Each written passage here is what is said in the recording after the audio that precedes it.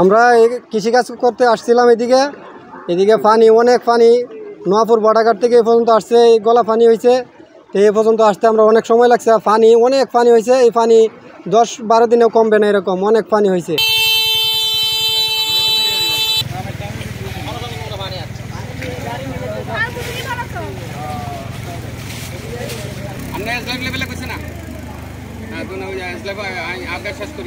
অনেক বাড়ি ঘরের মধ্যে পানি, আবার মসজিদের মধ্যে পানি, রাস্তা দিয়ে আসছি অনেক জায়গায় এই পানি, মাঝে মধ্যে কোমর পানি স্রোত বেশি, আসতে আমরা অনেক কষ্ট হয়েছে।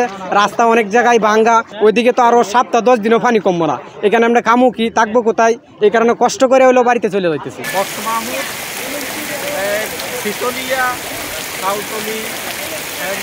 তারপরে এই ধনিগুন্ডা সব প্লাবিত হয়ে গেছে।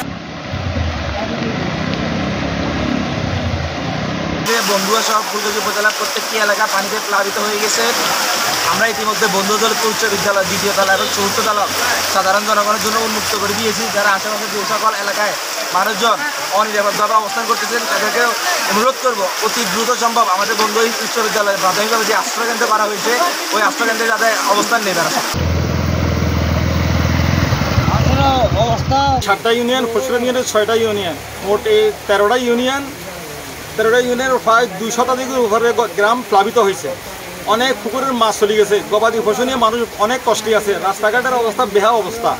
আমাদের এখানে অনেক এমপি মন্ত্রী, তারপরে ইউনিয়ন পরিষদ উপজেলা চেয়ারম্যান অনেক এসেছে, কিন্তু কাজের বেলায় কিছুই হয় না। আমাদের এখানে আগে 10টা মহিলা নদী থেকে 10টা বাঁধ ভাঙছিল, এখন আবার 17টা, টোটাল 27টা বাঁধ ভেঙে আমাদের অন্তত 200-250 গ্রাম প্লাবিত হয়েছে। মানুষ মানবতার জীবনযাপন করতেছে।